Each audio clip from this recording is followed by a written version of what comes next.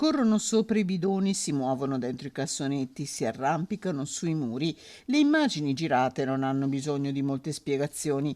Da mesi questa è la situazione nell'area di conferimento rifiuti nelle zone vicine che si trovano a ridosso del centro servizi anziani di Solesino. Le segnalazioni di operatori e delle famiglie vicine alla struttura sono partite già a giugno. Adesso i sindacati hanno deciso di prendere carta e penna con un appello sottoscritto e rilanciato da FPCGL, CISL FP, CISL Fisascat, UIL FPL e UIL TUX. Noi non mettiamo in discussione che qualcosa da parte della cooperativa e da parte del comune sia stata fatta, ma è abbastanza evidente dalle segnalazioni, dai timori che i lavoratori e le lavoratrici continuano a segnalarci che il fenomeno, questa presenza dei roditori in una zona molto delicata e molto sensibile non sta migliorando, anzi sta peggiorando. Sta lavorando il sindaco di Solesino, Alvi Bentani, che ha firmato un'ordinanza urgente il 29 settembre dopo aver sollecitato più volte la direzione della struttura per anziani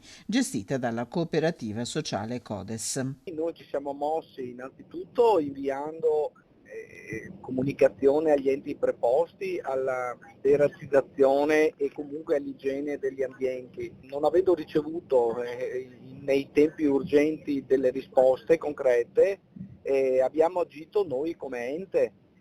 Però purtroppo mi sono trovato costretto a fare una ordinanza. La struttura per anziani, gestita dalla cooperativa Codes Sociale, è stata contattata dalla nostra redazione che attende una loro dichiarazione in merito.